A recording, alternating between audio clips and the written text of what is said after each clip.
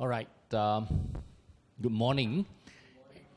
And I'd like to thank BF for inviting me here to give this sharing. I won't call it a talk. I'm not qualified to talk on this subject. You ask me computer science, I'm more confident. Buddhism, just a beginner. So I'll just say a few things that about the topic today, which is always not shown there, on joy of effort, and then we can open it up for discussion. I think Q&A usually is more interesting. So today's topic actually is quite broad. It involves two topics actually, joy and then effort, right? The two keywords in the topic. I'll first say something, there's a chicken and egg thing here, but I'll first say something about the joy and then about effort. So Buddhism is often thought of as a pessimistic religion. We talk about suffering and so on. And some people say, suffering, detachment, and so on, very negative, too negative for me. Some people would say that. But that's not true. In fact, joy is a big part of Buddhism. Right? But we're talking about a different type of joy and happiness. Joy in the form, the Pali word for it is piti, P-I-T-I, both long eyes, and sukha, happiness. So why is that so? Because, you sit down, you meditate, your body ache and all that, and some people say, no pain, no gain, right? But then they forget the second phrase, if all pain cannot sustain. No pain, no gain. If everything is painful, you cannot possibly sustain, even if you motivate yourself. So, in fact, that is not true also, because through the exertion, it brings about joy, right? I mean, the goal is happiness. The goal of everybody here is to seek happiness. If all it's about is pain, suffering, and all that, then we're in the wrong place, right? So it's important to bear in mind that joy, happiness, is an important part of the Buddhist teaching and practice. It is important both as a motivator, it is important as a result, it is also important in the process of our practice. Okay? Although at the highest stage we have Nirvana, which is described as this supreme bliss and so on. Notice the word is very positive. It's bliss, supreme bliss. Right? Although, Nirvana itself means blowing out. It means extermination of the unhappy factors, as it were. Right? But the catch is this. The catch is that our mundane happiness is not it. If you think that we carry on with our life, pursuing what the mundane world consider to be happy, then we will get nowhere. The result will in fact be suffering. There is, the Buddha says, there is another happiness, another peace that is far superior to our mundane, tio bei pio, kena some award, got promotion. No. There's a higher happiness than that. And it is this higher happiness that is worthy of pursuit. It's worthy of our purpose in life. This is the Buddha's message, at least to me. Right? You can disagree, but we can discuss that later. So, this happiness is important initially as a motivation. In fact, there is, if you Google a little bit, Bhikkhu Bodhi wrote a short, not quite short, a note on a sutta called the Upanishad Sutta. Okay, and it's about this part, for some reason, that is less discussed in Buddhist teaching. And it's in the sutta itself. It's not something someone invented. The Buddha said this thing, which is that in the same sutta, he talks about the 12 links of the dependent origination, which keeps us in this circle of samsara. We call it cycle of samsara, these 12 links of determination, dependent origination. But beyond this, once we get out, there is another chain of event, okay, that is joyful. I can't remember all 12, but it goes something like this. With suffering arises faith. Okay, when you see suffering, faith arises. Now, this is a very different kind of faith, right? This is faith that is through your personal experience of the world that is verified with reality. But you need to have faith to start off with. This is another topic. Some people say Buddhism is super rational, no faith, all that. We can't. If you have not seen the end goal, you just have to have faith that this end goal is there, point number 1. 2, it's reachable. And 3, I can reach it. Okay? There is no proof that this is the case. You just have to accept this on faith. Incrementally, you don't have to, there's some talk about big leap of faith kind of thing. No. You just have to incrementally accept that there is this thing out there that is attainable, that I can do it. So just now, I during meditation, I emphasize the part, I can do it. One of the big thing about meditation, if you introduce your friends to meditation and all that, is another subtle point that people don't emphasize on, which I think is very important, is to tell them, look, you can have this peaceful state of mind. You just witness it yourself. We had this good meditation, you just witness it yourself. Make a note. It is possible. You can do it. Okay? So, with faith comes joy. And this is true of many people who discovered Buddhism. They find that the Dharma is useful in their life. And we find that, I see that all the time. I'm an old bird now in Buddhism. But I see a lot of new bird, and they're like very enthusiastic, right? They are filled with joy and enthusiasm, okay? Unfortunately, it doesn't always last that long, but then you see that there is that condition, right? And then from there, it leads on to other sublime things. Read the sutta. I can't remember the details. But that joy leads to rapture, leads to peace and tranquility, and slowly it's just like the joy after, it's like a breakthrough. The initial discovery of the Dharma is like a big breakthrough. Boom, you shot up, right? And then slowly it will calm down, and it hopefully will reach a steady state that you can maintain in your mind. That's the important part, because the first part is usually not sustainable. A lot of new Buddhists, they want to do this, want to do that. After that, they realize suddenly when they stop, then they realize exhausted.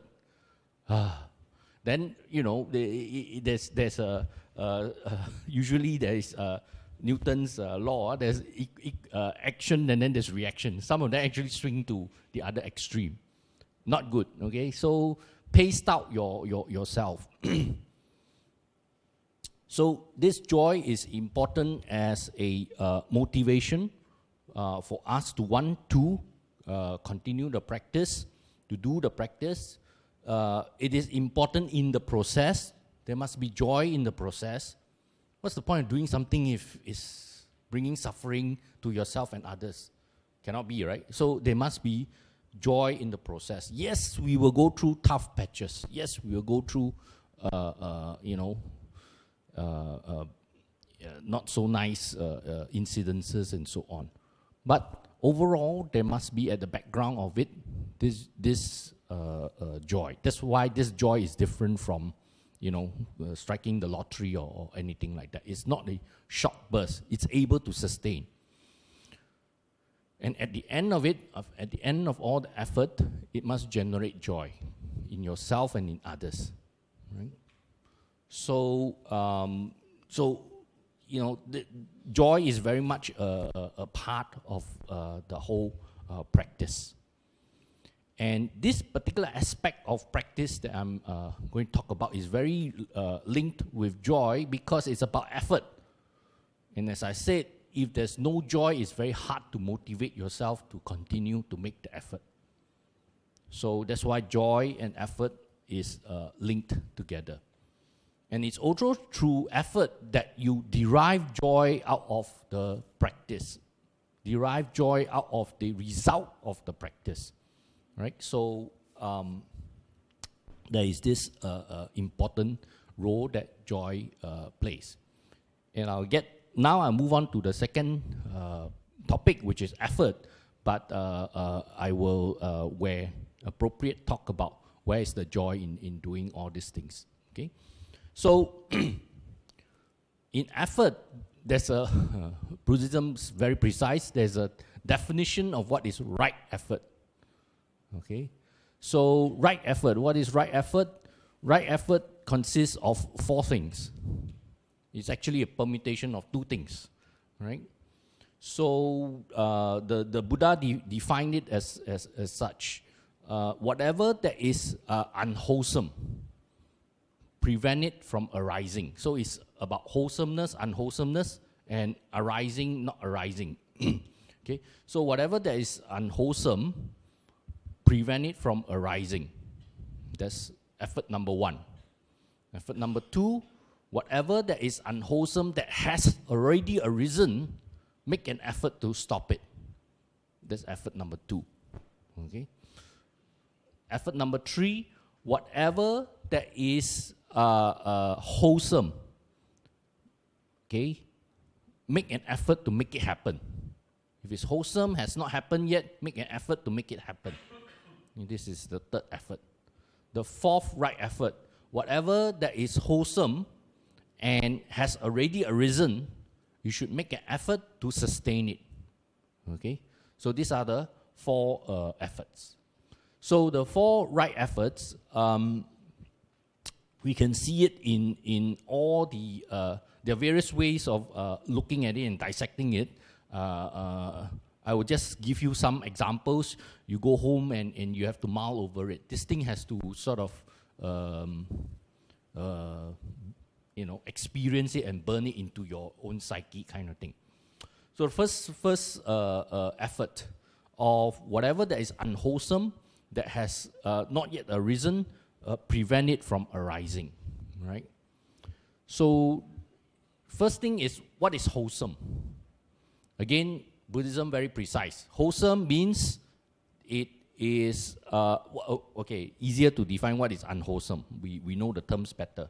So whatever that is unwholesome means that it's rooted in the three poisons.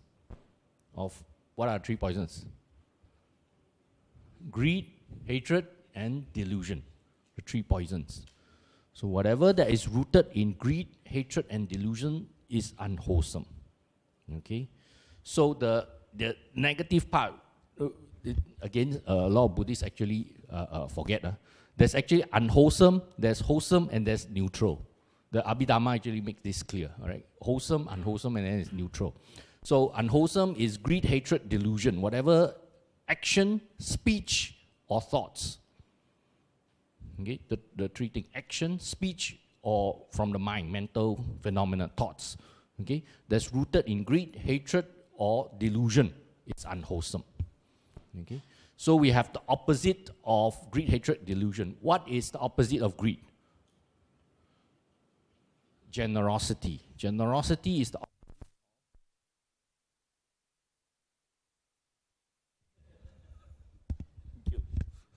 So generosity is the opposite of greed.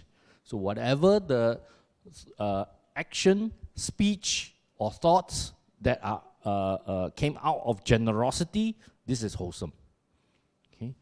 Then what is the opposite of hatred? Easy. What is the opposite of hatred? Love. Okay. So again, whatever that is comes out of love, the body, speech, and mind. So action, speech, and thought that comes out of love, that is wholesome. Okay. And then what is lastly delusion? What's the opposite of delusion? Wisdom. So whatever that comes out of wisdom, in terms of the action, speech, or thought, that is wholesome. Okay? Then there are many things in between that are neutral, okay? I drink a cup of water, all these are neutral, neither here nor there kind of thing. Okay? So we're concerned with these two. But the neutral one is not so trivial also. Life is not about black and white. When we teach, whenever I'm a teacher, so I teach where I will say this is black, this is white, and all that. Always the student come back and say, what about the gray? The gray part is actually the toughest thing in the world, okay? So there's a lot of gray in life, right? So there are neutral action, and then there is wholesome, there's unwholesome. I suggest it's not mentioned in Abhidhamma, but my personal experience is there's a lot of gray. So actually, I tell people, if it's black and white, it's easy. Nothing to think about, right? Obvious to do. The troublesome part is the gray. And actually, the gray part is where our practice comes in. This is our practice and our test is in the gray part. Okay? So, and unfortunately, the gray part don't have a outright answer, yes or no. And we have to live with it. That's the kind of thing that we have to live with. So, whatever that's unwholesome, that's rooted in greed, hatred, and delusion, if it has not arisen, now implied in this is a very important thing also. And we always say that Buddhism is about the twin towers of Buddhism, compassion and wisdom. Compassion and wisdom. So anyone alone will not do it. Just have compassion alone cannot. Just have wisdom alone cannot also. You must have compassion also. So when discussing about this unwholesome things that has not arisen, okay, the unwholesome part I can kind of attribute it to compassion, but whether it has arisen or not is a wisdom, is a point in wisdom, right? Only the wise would see this is unwholesome to make a determination whether this is wholesome or not wholesome. Not only that, whether it has arisen or not arisen. So wisdom pervades everything. Wisdom is there. And then if it has not arisen, we must make the effort to make sure that it doesn't happen. Make sure it doesn't happen. Okay? So for example, recently one of the ministers talked about the changing attitude towards certain marijuana, right? Certain soft drugs. In the West, in US, there are certain states that actually legalize it, and so on, right? To me, is again we can discuss this, but to me, is a black and white case that the Buddha has said that anything that alters the mind is unwholesome. It's the third precept against intoxicant. Okay. So of course we should also ban beer lah. But then this one, beer already happened. That one another thing, another of the right effort. But marijuana has not happened yet in our society. So as responsible citizen, we should prevent it from happening. Okay. So this is the effort. This gives us the motivation. But then how? Okay, so that requires skillful means, right? So Mahayana Buddhism especially talks about this. Compassion, wisdom, still not enough. you must have skillful means, skills. Theravadan Buddhism typically says skills is part of wisdom. It is a matter of categorizing. But whatever it is, you must have compassion, you must have wisdom, you must have skillful means to execute it. Okay? So, we whatever that has not arisen, we prevent it from arising. And this can be applied to all sorts of circumstances. In fact, all the four can be applied. We have four efforts. We can apply it across three things: the precept, meditation or concentration, and wisdom. Right? So we can form a matrix of it. Okay. So in our precepts, the precept actually clearly spells out, at least for Buddhists who have voluntarily accepted it, that these are the unwholesome things. Okay, not to take away lives. Okay, the first precept, killing, right, is unwholesome. All right. So if killing has not happened, we must prevent it from happening. So we apply this first full effort to the first precept. I give you an example. I don't have time to run through all the category, but you can mentally go through each of this. All right. So another very common example, lying. Okay, it's very tempting to lie.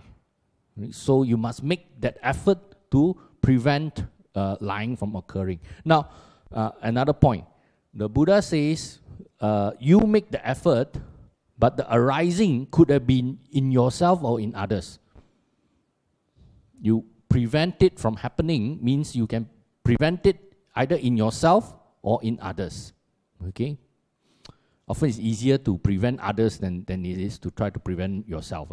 But then that's another story. But we apply this consistently to all beings, including yourself and others. In meditation, we also apply this first effort. Okay? How? While you are meditating, all sorts of things come to your mind. Okay? Some of the thoughts may be just random thoughts, distracting thoughts. Okay? So we have made the effort to say that we want. So this is reflecting actually to the third effort. We say we want to just now metta meditation. I want to conjure up the peace, happiness in my mind, which is wholesome. It has not arisen yet. I make the effort to make that happen. So if there's any distracting thought, I put it away, right? Because I want this wholesome mind state to come about. But sometimes, not just distracting thoughts, we can have, in fact, negative thoughts coming up. Then you have to make an even harder effort to put it away. That is the first full effort. The unwholesome has arisen, so we have to put that away. So it applies to meditation as well. Yeah, how it applies to wisdom? Well, in a way, wisdom involves education. So it involves propagation of the Dharma and all sorts of means of education. And when, as Buddhists, when we see unwholesome things arising, then we should maybe individually, maybe collectively prevent it from arising. So that's the first effort. The stop something that is unwholesome from arising. Second, if it's arisen, then we must do something to stop it. Now, this is another can of worms, right? How do you stop something that is arisen? And it takes a lot of wisdom and skills. Something bad has already happened in society. We try to arrest it, stop it. As Buddhists, we want a peaceful way of doing it. Okay? Some other people want to resort to violence to end whatever they see as the wrong things. Okay? As Buddhists, we see, you see, that's the important thing. The the method in itself matters. It's not just the end result. Yeah, bear this in mind. As Buddhists, we are not just focused on the KPI, the end result. The whole process matters. The whole process of how we go about doing it matters. Even if in the end we fail. If in the whole process we made the right effort, we made the noble effort, okay, then society would be a little better because of that. So how do we fight it? We fight it through education. We fight it through your personal example. Okay, something negative has happened, you are against it. You fight it through your own personal example, through educating others, through discussing with others with very different opinion in a very civilized and rational way, to try to convince the other party that what they subscribe to is incorrect. Okay? And at the end of the day, the effort is very important, but in the process of preventing the unwholesome from arising, it is very important that, A is unwholesome, it has already arisen. I want to make the effort to prevent, to stop A. In that process, we should not cause B, another unwholesome thing, to arise. You get what I mean? So to use violence to solve a problem is to, betray the right effort. We have betrayed the right effort in itself. We cannot go about telling people that I'm using right effort because I'm trying to prevent this unwholesome thing, that has arisen. I'm trying to stop it. But in the process of doing that, you have caused another unwholesome thing to arise. Then you have betrayed yourself. So as Buddhists, we have to be careful about action, speech, and thoughts on this matter. Whatever that is wholesome, that has not arisen, we should put in the effort to cause it to arise. Again, that is quite obvious. Again, we can reflect it based on the precept, based on our meditation, based on, in general, wisdom. Okay?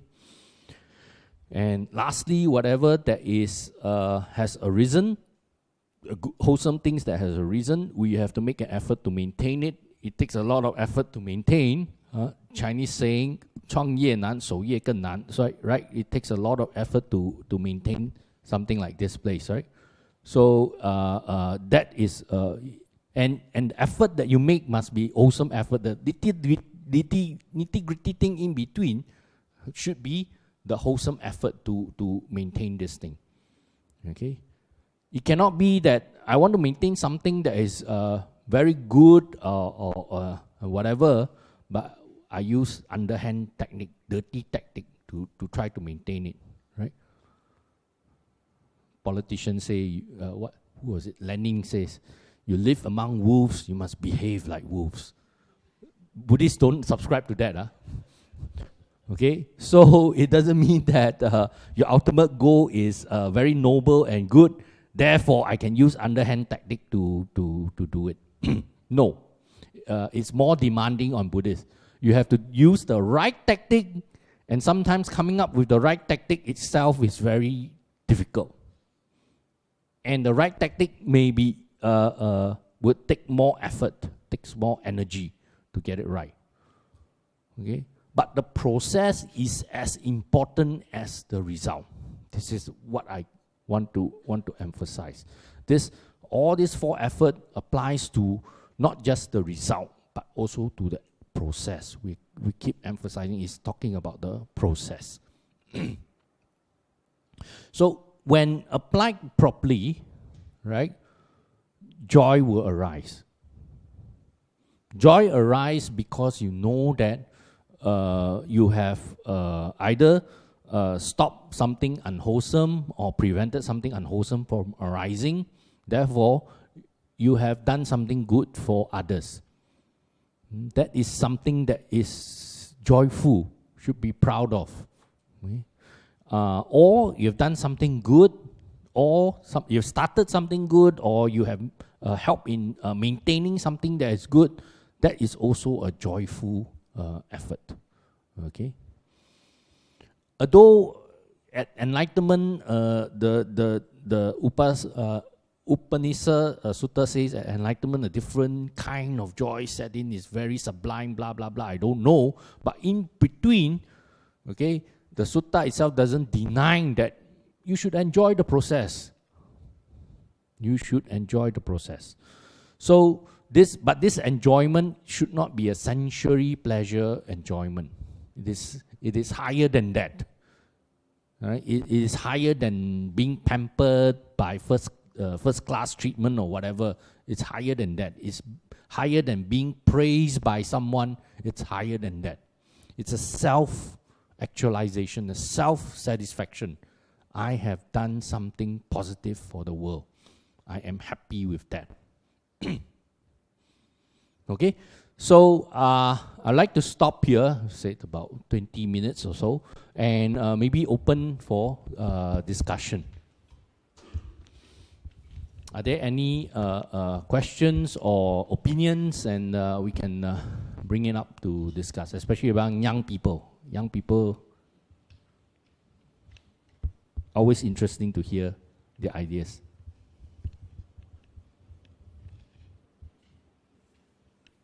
Any questions? Maybe Anyone? You can just raise your hand.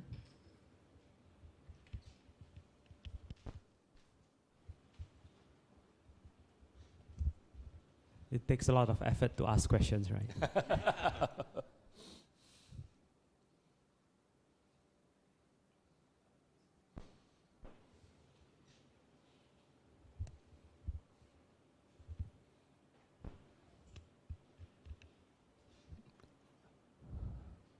No, if not, then that's fine, right? I hope what I said will trigger some thinking about, the things that you're doing, the things that you're involved in, how you can apply the four effort, how you can derive joy, how joy can arise from it, and so on. Yeah.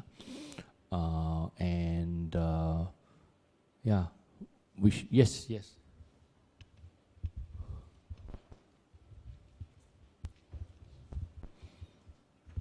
Thank you. Talking about putting in effort to develop a wholesomeness, such as setting aside time to meditate,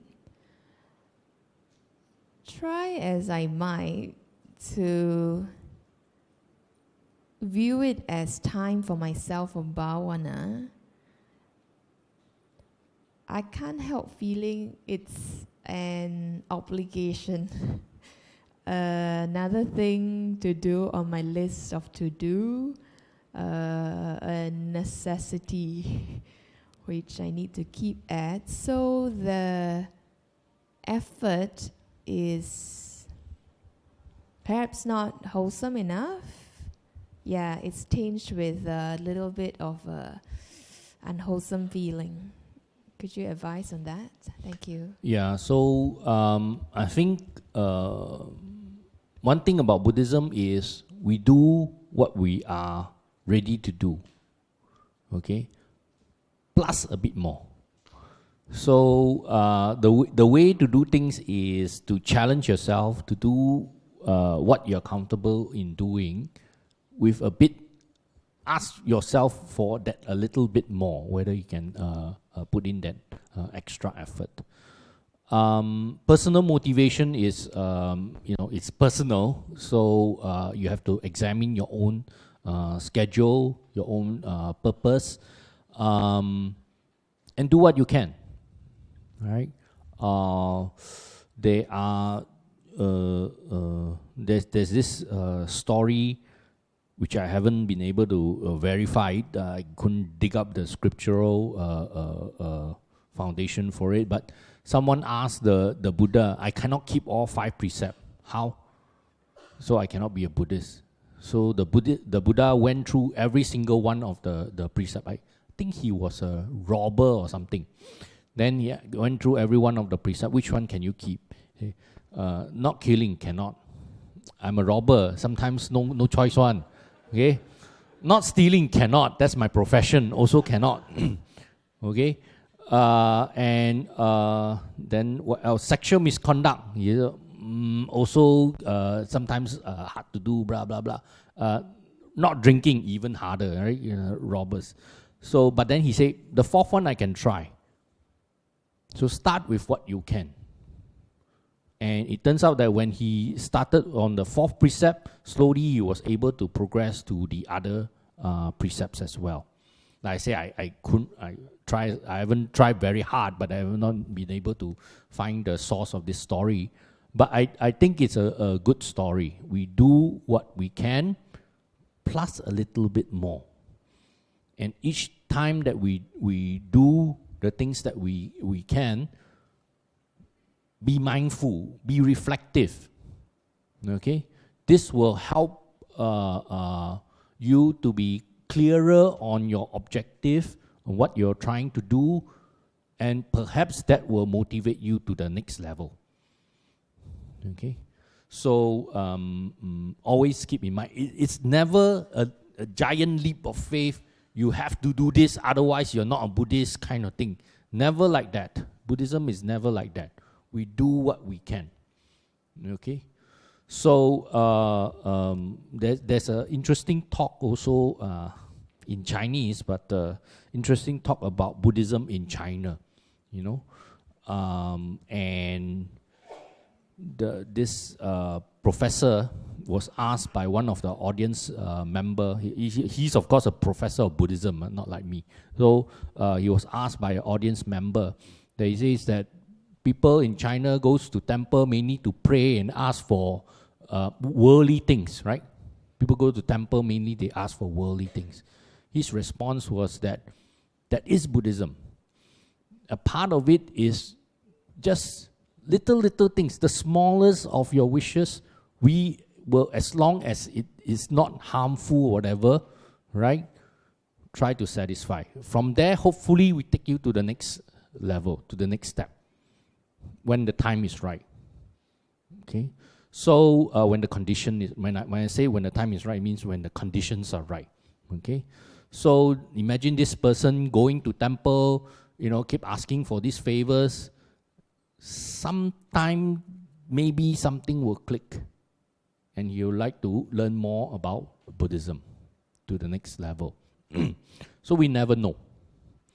And so don't belittle yourself for the effort that you are able to put in. Right? In fact, I've always seen the opposite, which I alluded to. Beginners, they try very hard. Then they burn out very quickly also. After that, enough. I've done enough Buddhism for one lifetime already. So they give up. That's also not the way. What we're asking for is sustainability. That's the buzzword now. Sustainability. Okay? What we're asking for is sustainability. So, So have that guilt always in your mind. That guilt is also an important factor. That I want to be a good Buddhist. And part of it I know is to meditate, but I find it such a chore. Have that guilt tingle in your mind. When the time and condition is right, you will know what to do. Okay, maybe now the conditions are not right, But when the time and conditions comes, then because that little guilt was always tingling in your mind, it will motivate you to do the right thing when the time comes. I hope that answers your question.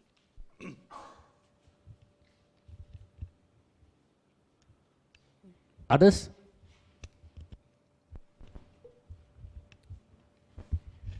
Morning.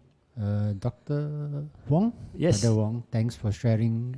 This morning I find the topic on the right efforts is very important. And I know that many a times, how do we put in the right effort to let go? Can you probably elaborate a bit more? Because we notice that many a times a lot of conflicts and misunderstanding is because of our strong attachments to opinions and our perception. So can you share with us? Right. So we know also that Buddhism teaches a lot about letting go. In fact, that was one of my alternative topic. I never got around to SMSing whoever, then she go and put in this topic. But it takes effort to let go.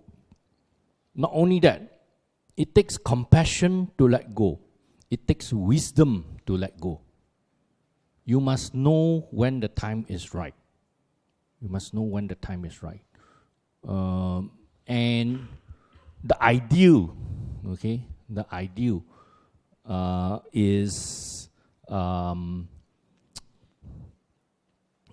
Mahayana call this 自在, 自由自在, freedom and the ability to be with yourself, meaning that you're able to take up something and run with it, and when the time comes, let it go. Right? Like being parents. When it's time to raise your child, you take it up as a serious responsibility. When it's time to let the child go, you let go. When is the right time?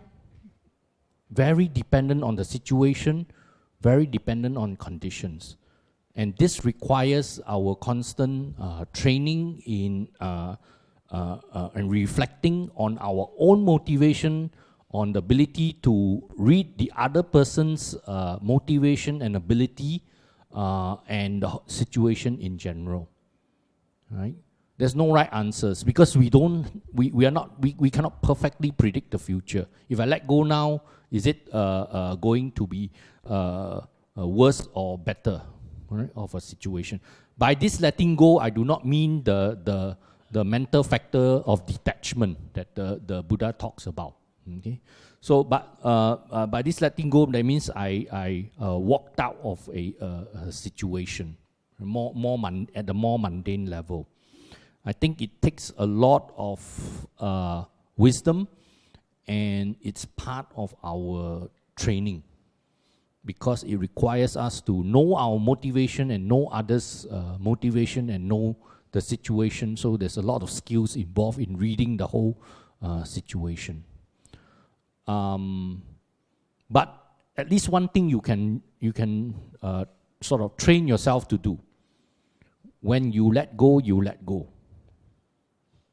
Okay, so this is the part that I can try to get the timing right and all that. Maybe I get it right, maybe I get it wrong.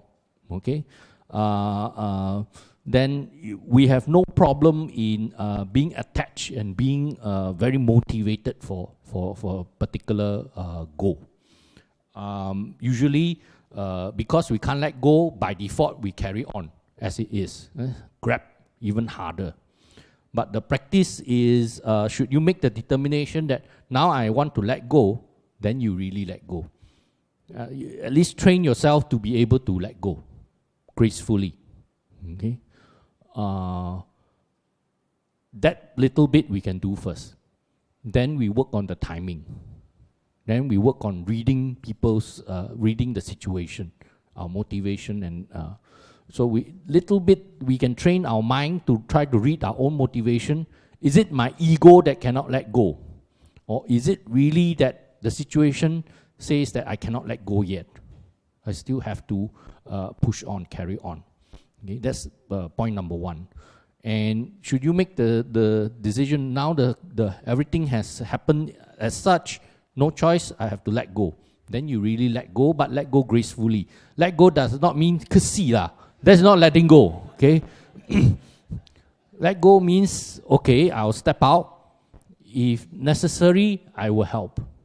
All right. If there's anything in between that I need to take care of, that's part of my responsibility, I will execute those responsibilities. But then, you have to be ready to part ways. Life is like that. things meet, things part, right? So it's part and parcel of life, right? Today, my wife's nephews, one of the fish died. Primary one kid, beyond himself right now, crying at home because the fish died. So, it's about letting go. After a while, you learn that you have to let go of the fish, So, yeah, I don't know whether it answers your question or not, but these are the few factors that I feel is important. 拿得起放得下. This is eventually the goal, right? Those who speak Mandarin know what I'm talking about. Right? The ability to take up responsibility, and when you take it up, you really shoulder it with all your might. But when you put it down, you really gracefully put it down and walk away. 自由自在. Other question? Any other last question?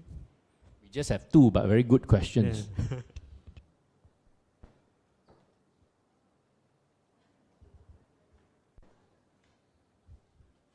Okay?